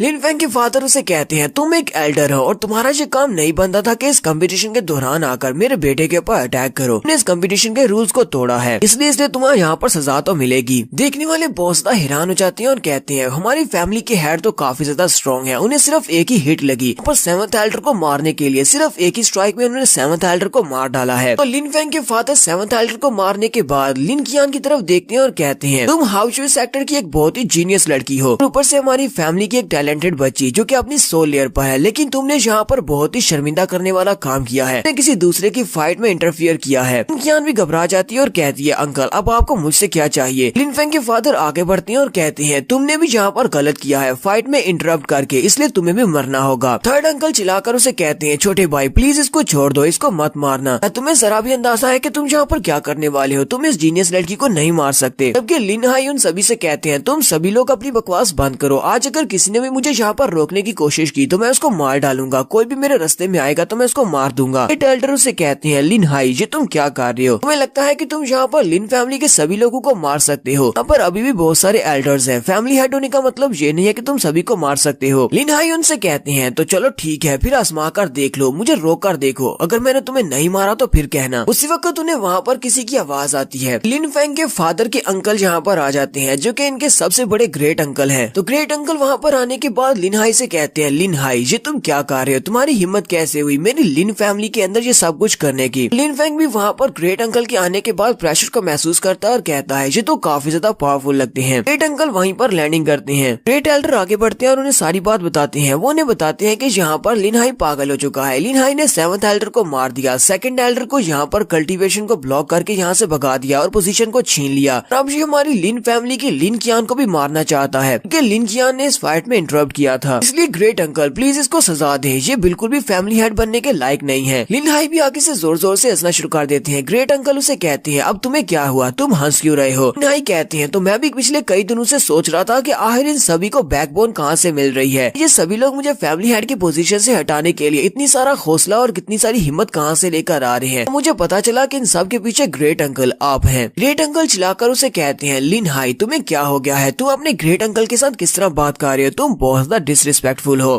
थर्ड ब्रदर भी चिल्लाकर उसे कहते हैं लिन हाई तुम्हें अपने अंकल के साथ तमीज से बात करनी चाहिए, तुम्हें पता है कि ये हमारे ऑनरेबल एल्डर हैं, ना सिर्फ ऑनरेबल एल्डर हैं, ये लिन फैमिली के सबसे बड़े भी हैं और ऊपर से तुम्हारे सीनियर हैं। तो लिन हाई उन सभी की बात सुनने के बाद कहते हैं ठीक है मैं अपनी हार मानता हूँ, मुझे फैमिली हेड की पोजीशन नहीं चाहिए, मैं फैमिली हेड की पोजीशन छोड़ने को तैयार हूँ। इसी वक्त ग्रेट अंकल आगे बढ़ते हैं, लिन हाई के ऊपर अटैक करते हैं, वो अपनी पाम के साथ उसके ऊपर अटैक करते हैं। लिन हाई उसकी पाम के अटैक को ब्लॉक करता है अपनी बॉडी के साथ ही और वो काफी ज्यादा जख्मी होकर सामने की तरफ गिर जाते हैं। लिन हाई ग्रेट अंकल से कहते हैं मैंने अपनी फैमिली पोजीशन को भी छोड़ दिया और साथ ही अपने मेरे ऊपर अपनी पाम से अटैक किया, मैंने आपकी एक हिट को बर्दाश्त किया है, इसका मतलब हमारा हिस्सा बराबर हो चुका है, इसके बाद मैं लिन फैमिली का हिस्सा नहीं हूँ, मैं और मेरा बेटा यहाँ से जा रहे हैं। ग्रेट अंकल उसे कहते हैं ठीक है अब जबकि तुम भी लिन फैमिली का हिस्सा थे इसी वजह से मैं यहाँ पर तुम्हारी जान नहीं लूंगा, तुम जा सकते हो। लिन फेंग आगे बढ़ता है और अपने फादर को उठा लेता है और वो दोनों वहाँ से चले जाते हैं। जबकि सिक्स एल्डर सोच रहे होते हैं अगर लिन फेंग को यहीं पर रखा जाता और इन दोनों को मौका दिया जाता, हमारा लिन क्लैन फ्यूचर में बहुत ज्यादा राइज करता।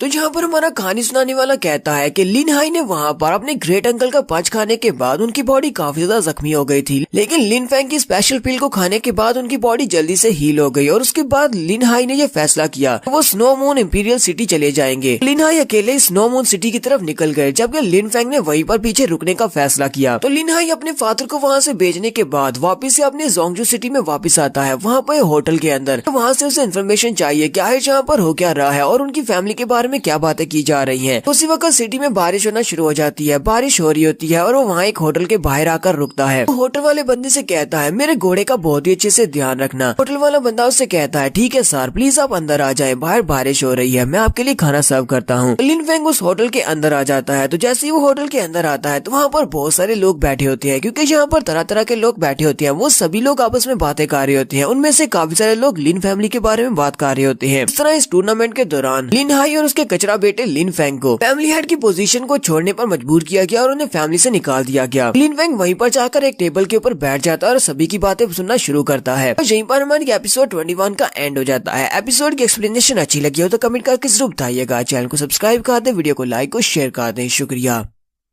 डार्क स्पिरिट की एपिसोड 22 के साथ हासिल हो तो लास्ट एपिसोड के एंड पे हमने देखा था हमारा लिन फैंग अपने जोंगजू सिटी में वापस आता है और एक होटल के अंदर चला जाता है ताकि वो सारी सिचुएशन के बारे में जान सके कि लिन फैमिली के बारे में कैसी कैसी बातें हो रही हैं। वहाँ पर जाकर होटल में एक टेबल के ऊपर बैठ जाता है, कोने पर एक टेबल खाली होता है। लिन फैंग कहता है मैंने सुना है कि हमारे योंगसू सिटी में एक नया टूर्नामेंट होने वाला है, मुझे पता चला है कि यहाँ पर कुछ नई न्यूज आने वाली है, इसलिए मैं यहाँ पर इस होटल के अंदर आया हूँ ताकि मैं अपनी फैमिली के बारे में भी जान सकूँ कि इस नए टूर्नामेंट में मेरी फैमिली के कौन कौन लोग हिस्सा लेने वाले हैं। वेटर उसके पास आता है और उसे कहता है सर आपको क्या क्या चीज चाहिए, हमारे पास खाने पीने को बहुत कुछ है। लिन फैंग उसे कहता है मेरे लिए एक वाइन की बोतल ले आओ और साथ में कुछ खाने को ले आना। उससे कहता है ठीक है सर, आप बस थोड़ी देर इंतजार करें, मैं अभी लेकर आता हूँ। तो फिर से वहाँ पर लोगों की बातें सुनना शुरू करता है। वहाँ पर कुछ लोग बात कर रहे होते हैं। लिन फैमिली के जो थर्ड अंकल थे उन्होंने इस वक्त फैमिली हेड की पोजीशन हथिया ली है, क्योंकि उनके दोनों बच्चे यानी कि लिन कियान और लिन हांग वो दोनों इस सोल लेयर पर हैं। इसी वजह से उन्होंने लिन हाई को निकाल कर के बाद फैमिली हेड की पोजीशन में अपना कब्जा जमा लिया है। तो लिन फैंग अभी वहीं पर बैठे उन सभी की बातें सुन रहा होता है कि उसी वक्त बाहर से नालैन आती है। वो सभी लोग कहते हैं जरा देखो वहाँ पर कौन आया है। तो कहते हैं ये तो नालैन फैंग है। तो इसको नालैन फैंग या फिर सिटी प्रिंसेस भी कहा जाता है, क्योंकि ये गवर्नर की बेटी है। उनमें से काफी सारे लोगों ने नालैन फैंग को पर्सनली नहीं देखा होता। नालैन अपने भाई से कहती है तुम जाओ सेकंड फ्लोर पर, तब तक के लिए यहाँ पर अपने लिए कोई सीट चेक करती हूँ। कि उसके साथ जो एक लड़की होती है वो उसे कहती है मिस नालैन यहाँ पर तो कोई भी ओपन टेबल नहीं है, हम लोग यहाँ पर कहाँ पर बैठेंगे। इस वक्त उस लड़की की नजर वहाँ पर सामने पड़ती है जहाँ पर हमारा लिन फैंग बैठा होता है। लिन फैंग क्योंकि टेबल पर सिर्फ अकेला ही बैठा होता है, इस वजह से वो नालैन फैंग से कहती है मिस वहाँ पर एक लड़का अकेला बैठा है, हम लोग उस टेबल पर जाकर बैठ सकते हैं। वो लड़की सीधी जाकर लिन फैंग के सामने खड़ी हो जाती है और उसे कहती है दोस्त हमें ये टेबल चाहिए, और साथ ही वो अपने पास एक सिल्वर कॉइन निकाल कर उसके सामने रख देती है और कहती है ये सिल्वर कॉइन लो, तुमने जहाँ पर जितना भी खाना खाया है इसकी कीमत उससे ज्यादा होगी, जाओ जाकर किसी दूसरे टेबल पर बैठ जाओ। लिन फैंग अपने पास एक सिल्वर कॉइन निकालता है और उसके सामने रखते हुए कहता है ये सिल्वर कॉइन लो और जाकर तुम किसी और टेबल पर बैठ जाओ। वो लड़की इस बात से गुस्सा होती है और कहती है इसके पास भी पैसे हैं, इसका मतलब ये कोई अमीर लड़का है। साथ ही वो उसे कहती है क्या तुम्हें जरा भी अंदाजा है कि मैं कौन हूँ। तो लिन फैंग उसे कहता है मुझे इस बात से जरा भी फर्क नहीं पड़ता कि तुम कौन हो, दफा हो जाओ यहाँ से। कि वो लड़की बहुत ज्यादा गुस्सा हो जाती है। साथ ही वो लिन फैंग को डराने के लिए अपनी एनर्जी को रिलीज करती है। तो लिन फैंग उसकी एनर्जी को रिलीज होता हुआ देखकर कहता है तो तुम इस वक्त अपनी की लेयर के 8वें लेवल पर हो। लड़की उसे कहती है तो क्या हुआ, क्या तुम्हें डर लग रहा है, लेकिन अब पछताने का क्या फायदा, तुमने जहाँ पर मुझे ऑफेंड किया है। जबकि उसी वक्त नालैन भी आगे बढ़ती है। नालैन आगे बढ़ती है और अपनी नौकरानी से कहती है लूयर ये तुम क्या कर रही हो, तुम्हें यहाँ पर मसला क्रिएट करने की जरूरत नहीं है। फिर साथ ही वो हंसते हुए चेहरे के साथ कहती है प्लीज इस लड़की को माफ कर देना, ये लड़की तो हमेशा से ही ऐसी है, इसका गुस्सा थोड़ा सा तेज है। फैंग उसकी बात सुनने के बाद कहता है जैसा मालिक होता है वैसा ही नौकर होता है, दोनों का एटीट्यूड एक जैसा होता है, लेकिन मैं इसको यहाँ पर ब्लेम नहीं कर सकता। लूयर फिर से गुस्से के साथ कहती है ये बंदा तो कुछ ज्यादा ही एरोगेंट है, लगता है कि इसको सबक सिखाना पड़ेगा। नालैन उसे कहती है नहीं छोड़ो इसको, अब कि ये बंदा इस टेबल को नहीं छोड़ना चाहता, फिर हम लोग इसके ऊपर जबरदस्ती नहीं कर सकते, को यहीं पर बैठने दो, हम अपने लिए कोई और टेबल देख लेते हैं। और नालैन पीछे की तरफ मुड़ जाती है। नालैन जैसी वहाँ से पीछे की तरफ मुड़ रही होती है उसी वक्त एक टेबल से एक लड़का उठकर खड़ा हो जाता है और उसे कहता है मिस नालैन ये लड़का तो बहुत बड़ा कोई बेवकूफ है जिसने आपको पहचाना नहीं और आपकी डिसरिस्पेक्ट कर दी, प्लीज आप हमारे साथ इस टेबल पर बैठ जाए अगर आप बैठना चाहें तो, नहीं तो हम लोग आपके लिए इस टेबल को खाली भी कर सकते हैं। नालैन मुस्कुराते हुए उससे कहती है नहीं रहने दो ना, बहुत बहुत शुक्रिया, मैं अपने लिए कोई और टेबल देख लूंगी। नालैन के चले जाने के बाद वो दोनों लिनफेंग की तरफ देखते हैं और कहते हैं आखिर ये लड़का आया कहाँ से है, क्या ये इतना ज्यादा स्ट्रॉन्ग है कि ये नालैन के सामने इस तरह बिहेव कर सकता है। उसने नालैन को टेबल देने से मना कर दिया, वो भी उसके फेस पर। शायद इसको जरा भी अंदाजा नहीं है कि नालैन इसके साथ क्या कर सकती है। नालैन अभी वहीं पर नीचे खड़ी होती है कि उसी वक्त ऊपर से लिन कियान की आवाज आती है। लिन कियान उसे कहती है मिस नालैन, अब जबकि तुम यहाँ तक पहुँच आई हो तो क्यों ना तुम ऊपर आ जाओ, तुम चाहती हो कि मैं यहाँ पर आकर तुम्हारे सामने मिन्नतें करूँ कि ऊपर आ जाओ। नालैन उसे कहती है मिस लिन प्लीज मुझे माफ करना, मैंने तुम्हें कुछ ज्यादा ही वेट करवा दिया, ठीक है मैं ऊपर आ रही हूँ। और फिर मिस नालैन ऊपर उससे मिलने के लिए चली जाती है, जबकि देखने वाले और भी ज्यादा हैरान होते हैं और कहते हैं तो लिन कियान भी यहीं पर है। लिन फैमिली की मिस लिन कियान जो कि अभी अभी सोल लेयर पर ट्रांसफर हुई है और इसके पास डुअल एबिलिटीज हैं। उसके पास इतनी स्ट्रेंथ है कि मिस नालैन इससे मिलने के लिए यहाँ पर आई है। लिन फेंग कहता है तो ये दोनों ही यहाँ पर हैं। तो लिन फेंग उठता है और जाकर उन दोनों लड़कों के पास जाकर बैठ जाता है और उनसे कहता है क्या मैं यहाँ पर बैठ सकता हूँ। वो दोनों लड़के जो कि पहले इसके बारे में कह रहे थे इसने नालैन को बैठने के लिए जगह नहीं दी, वो उसे कहते हैं हाँ क्यों नहीं, तुम यहाँ पर बैठ सकते हो और तुम्हें कुछ भी चाहिए होगा तो तुम हमें बताना। कि वो दोनों इससे काफी ज्यादा डरे होते हैं क्योंकि अगर इसने नालैन को ना किया है तो ये काफी स्ट्रॉन्ग हो सकता है। नालैन के ऊपर लिन कियान के साथ बैठ जाने के बाद वो नौकरानी फिर से नीचे आती है और अपने साथ नालैन हाई को भी लेकर आती है जो कि नालैन का भाई है। उसे कहती है नालैन हाई वहाँ पर सामने देखो वो कैप वाला लड़का, जिसने मिस नालैन की इंसल्ट की है, जाओ जाकर उसकी कल्टीवेशन को क्रिपल कर दो। नालैन हाई उसे कहता है ये मेरे हाथों से नहीं बचेगा, चलो देखो मैं इसका क्या करता हूँ। नालैन हाई सीधा जाकर उसके सामने खड़ा हो जाता है और लिन फेंग से कहता है मुझे यहाँ पर तुम्हारी तारीफ तो करनी पड़ेगी कि तुम यहाँ पर मेरे सामने कितने ज्यादा काम हो, जबकि तुम्हें पता है कि तुमने मिस नालैन के साथ पंगा लिया है। नौकरानी उसे कहती है यहाँ पर बात करने का फायदा ही क्या है, जल्दी से जल्दी इसके ऊपर अटैक करो और उसकी कल्टीवेशन को क्रिपल कर दो। नालैन हाई उसे कहता है अच्छा ठीक है सबर करो मैं करता हूँ। और साथ ही वो अपने फैन के अंदर से अपने नाइफ्स को निकाल लेता है। वो अपने नाइफ्स को बाहर निकालता है। लिन फेंग अपनी चॉपस्टिक्स को वहीं पर रखता है और उसे कहता है तो क्या तुम्हारी बकवास खत्म हो गई हो तो हम लोग फाइट शुरू करें। जैसे वो अपने सर को ऊपर की तरफ उठाता है तो नालैन हाई उसका चेहरा देखने के बाद बहुत ज्यादा घबरा जाता है और वो जल्दी से पीछे हट जाता है। नौकरानी उसे कहती है तुम्हें क्या हो गया, अब तुम पीछे क्यों हट रहे हो, मैंने तुम्हें बताया कि इसने नालैन के साथ बदतमीजी की है और जाकर उसकी कल्टीवेशन को ब्लॉक करो। जबकि लिन फेंग भी उठकर खड़ा हो जाता है और कहता है दफा हो जाओ यहाँ से। नौकरानी चिल्लाकर उसे कहती है यहाँ पर हो क्या रहा है, आई नालैन हाई से डर क्यों रहा है। कि नालैन हाई उसको खींचते हुए पीछे ले जाता है और कहता है बकवास बंद करो और चुपचाप मेरे साथ चलो, हम इसके ऊपर अटैक नहीं कर सकते। कि वो नौकरानी चिल्ला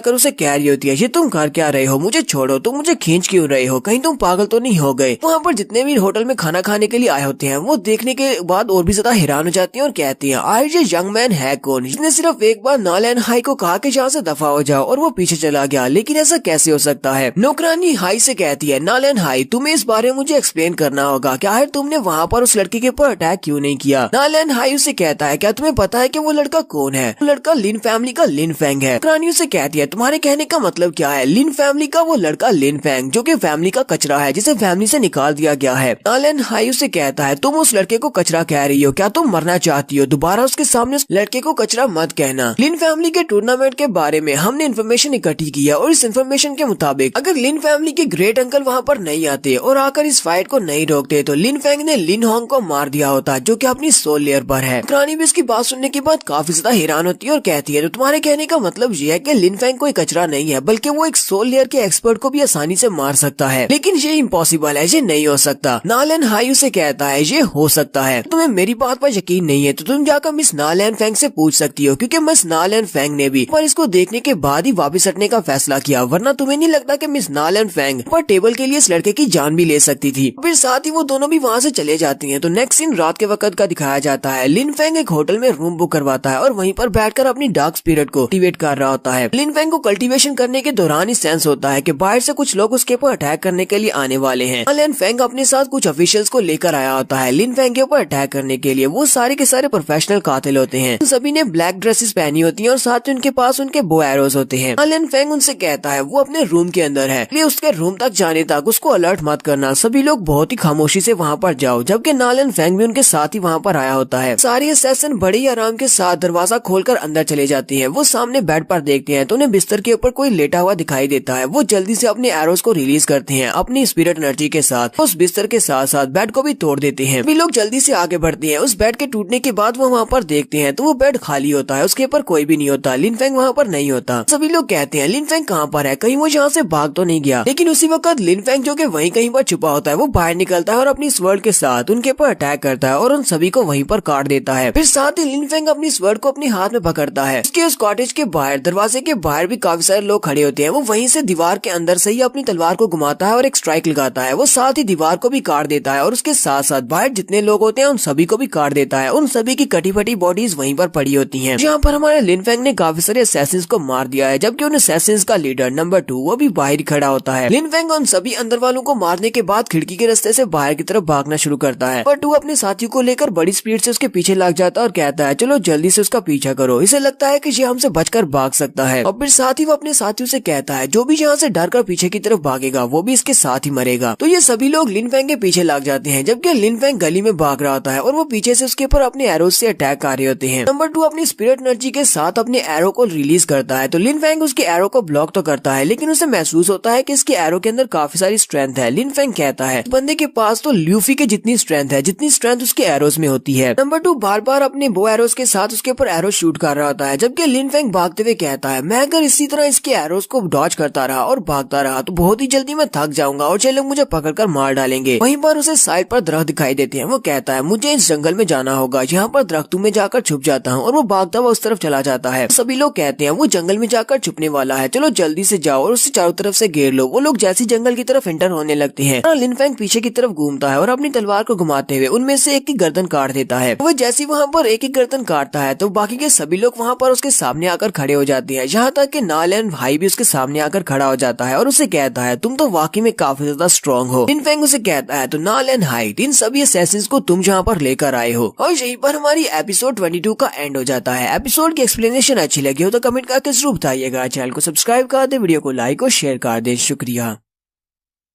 तो गाइस कैसे हैं आप सब लोग। डार्क स्पिरिट के एपिसोड 23 के साथ हाजिर हो। तो लास्ट एपिसोड के एंड पे हमने देखा था लिन फेंग चेस पर है क्योंकि उसके पीछे कुछ लोग लगे हुए हैं। नालन हाई वहाँ पर अपने साथ कुछ असैसिन्स को लेकर आया होता है। लास्ट में नालन हाई अपने आप को उसके सामने शो करवाता है। लिन फेंग उसे कहता है तो नालन हाई तुम यहाँ पर इतने सारे लोगों को लेकर आए हो। योंगसू सिटी में बहुत ही कम ऐसी फैमिलीज हैं जो कि इतने सारे एक्सपर्ट्स को किसी को मारने के लिए भेज सकती हैं, लेकिन नालन हाई तुम्हारा स्टेटस इतना ज्यादा हाई नहीं है कि तुम इतने सारे एक्सपर्ट्स को खुद लेकर आ सको। मुझे लगता है कि तुम्हारे पीछे कोई बहुत ही पावरफुल है। मुझे लगता है कि नालन फेंग ने इन सभी लोगों को यहाँ पर मुझे मारने के लिए भेजा है, तो वो बहुत बड़ी कमीनी निकली। नालन हाई उसे कहता है यहाँ पर सभी लोग कहते हैं कि लिन हाई का बेटा एक कचरा है, वो बहुत ज्यादा वीक है, लेकिन मेरी नजर में तुम एक बहुत बड़े जीनियस हो, इसी वजह से मैं इतने सारे एक्सपर्ट्स को मारने के लिए यहाँ पर लेकर आया हूँ। लेकिन ये तो बहुत बड़े अफसोस की बात है। लिन फेंग उसे कहता है कौन सी अफसोस की बात है। नालन हाई उसे कहता है ये अफसोस की बात इसलिए है कि हालांकि तुम एक बहुत बड़े जीनियस हो और तुमने यहाँ पर इतने सारे एक्सपर्ट्स को अकेले मार दिया, लेकिन कोई भी इस बात को जान नहीं पाएगा तुम यहाँ पर मरने वाले हो और तुम्हारे मरने के बाद कोई भी तुम्हारे नाम को भी याद नहीं रखेगा। लिन फेंग उसे कहता है क्या नालन मुझसे इतनी ज्यादा नफरत करती है, एक टेबल ना देने की वजह से उसने यहाँ पर इतने सारे लोगों को मुझे मारने के लिए भेज दिया है। नालन हाई उसे कहता है तुम्हें किसने कहा था कि वहाँ पर नालन फेंग की इंसल्ट कर दो। वहाँ पर होटल में बहुत सारे लोग थे, प्रिंसेस ने वहाँ पर सभी के सामने तुम्हें कुछ नहीं कहा, लेकिन वहाँ पर उसकी बहुत ज्यादा इंसल्ट हुई है। सभी लोग उसके बारे में बातें कर रहे थे। हमारे सिटी की प्रिंसेस है, गवर्नर की बेटी है और तुम्हें उसके साथ ये सब कुछ नहीं करना चाहिए था, इसलिए तुम्हारा मरना तो यहाँ पर तय है। लिन फेंग उसकी बात सुनने के बाद कहता है तो ठीक है, ये सब कुछ नालन फेंग ने किया है। और साथ ही वो अपने डार्क स्पिरिट को रिलीज करता है। जब वो डार्क स्पिरिट को रिलीज करता है तो उसकी स्पिरिट उसके चेहरे पर भी आ जाती है। नालन हाई उसे कहता है तो इस बात से क्या फर्क पड़ता है कि तुम्हें यहाँ पर सच के बारे में पता चल गया है कि नालन फेंग ने यहाँ पर हम सभी को भेजा है। वैसे भी तो तुम मरने वाले हो, मरने के बाद तुम्हें सच को जानने का क्या फायदा। लिन फेंग अपनी तलवार को सामने करता है और उसे कहता है अब जबकि तुम सभी लोग यहाँ पर मुझे मारने के लिए आए हो तो चलो जल्दी से आगे बढ़ो और कोशिश करके देखो। साथ ही वो अपनी डार्क स्पिरिट को रिलीज भी कर रहा होता है। नंबर 2 अपने एरो के साथ उसके ऊपर अटैक करता है। लिन फेंग उसके एरो को बड़ी आसानी के साथ डॉज कर लेता है। वो साथ ही चलाकर बाकियों से कहता है चलो जल्दी से आगे बढ़ो, अपनी मास्टर स्पिरिट्स को रिलीज करो और इसके ऊपर अटैक करो। ऐसे वो वहाँ पर उन्हें कह रहा होता है उसी वक्त लिन फेंग बड़ी स्पीड से उसके पास से गुजर जाता है और उसका बाजू भी काट देता है। ऐसे लिन फेंग वहाँ पर उसके बाजू को काट कर आगे बढ़ता है। बाकी के सभी लोग अपनी मास्टर स्पिरिट्स को रिलीज करते हैं, वहाँ पर चेन्स बना लेते हैं। उन चेन्स के साथ वो लिन फेंग के हाथों और पाँव को बांध लेते हैं। तो वहाँ पर टोटल 5 लोग होते हैं। उन 5 ने 5 चेन्स के साथ लिन फेंग को वहाँ पर बांधा होता है। नंबर 2 हंसना शुरू कर देता है और कहता है बहुत ही अच्छे। नालन हाई कहता है ये चेन्स इसकी स्पिरिट एनर्जी को ब्लॉक करने के लिए है, लेकिन ये अभी भी अपनी स्पिरिट एनर्जी को रिलीज कर रहा है, ऐसा कैसे हो सकता है। नंबर 2 कहता है इस लड़के ने जहाँ पर मेरा बाजू काट दिया, मुझे इस लड़के से बदला लेना है। नालन हाई उसे कहता है लेकिन इस बार ध्यान से करना और एक ही स्ट्राइक में इसको मार डालना। अगर इस बार ये लड़का बच गया तो ये तुम्हारा बाजू नहीं बल्कि तुम्हारी गर्दन काटेगा। नंबर 2 उसके सामने जाकर खड़ा हो जाता है और लिन फेंग से कहता है तो तुम्हारा नाम लिन फेंग है, तुमने मेरा बाजू काटा है तो सबसे पहले मैं तुम्हारा बाजू काटूंगा, उसके बाद मैं तुम्हारी कल्टीवेशन को क्रिपल करूंगा। जैसे वो वहाँ पर उसके बाजू को काटने के लिए उसके करीब पहुँचता है, उसी वक्त लिन फेंग अपने हाथ को घुमाते हुए अपनी तलवार को दूसरे हाथ में पकड़ लेता है, साथ ही अपनी तलवार को हल्का सा ऊपर की तरफ उठाता है और सामने की तरफ एक स्ट्राइक लगती है। लिन हाई चिल्लाकर नंबर 2 से कहता है सामने से हटो, लेकिन काफी देर हो चुकी है। लिन फेंग अपनी तलवार को घुमाते हुए उसकी बॉडी के ऊपर स्ट्राइक लगाता है और उसको काट देता है, जिससे नंबर 2 वहीं पर मर जाता है।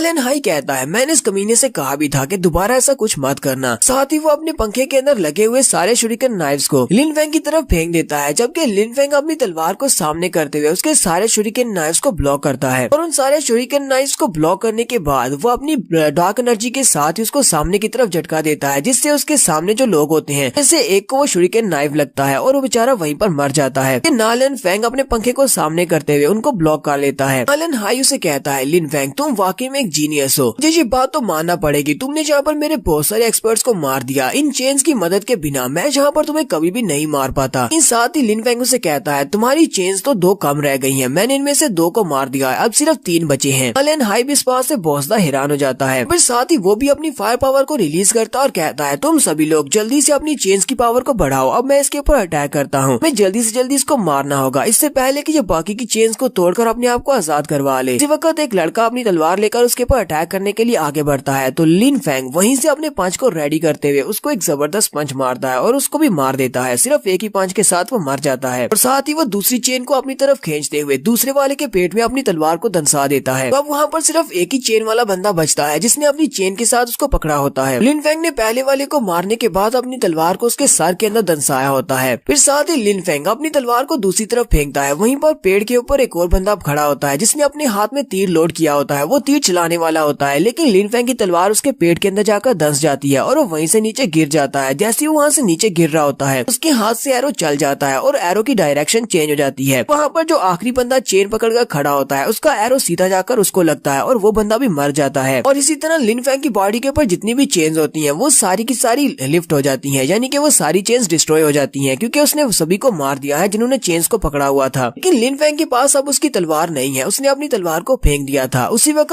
लिन फेंग पीछे से उसके ऊपर अटैक करने के लिए आगे बढ़ता और कहता है अब तुम्हारे पास तुम्हारी तलवार भी नहीं है, तुम मुझसे कैसे फाइट करोगे। तो पीछे के साथ ही अपनी पाम टेक्निक के साथ उसके ऊपर अटैक कर देता है। वो अपने हाथ को आगे बढ़ाता है लिन फेंग के ऊपर अटैक करने के लिए। उसी वक्त लिन फेंग की डार्क स्पिरिट पीछे की तरफ निकलती है और उसका एक बड़ा सा मुंह बनता है। उसकी डार्क स्पिरिट लिन फेंग के पूरे हाथ को ही खा जाती है। लिन फेंग भी इस बात से बहुत ज्यादा घबरा जाता है कि ये क्या चीज है, ये किस तरह की डार्क स्पिरिट एनर्जी है कि यहाँ पर मटेरियलाइज फॉर्म में है।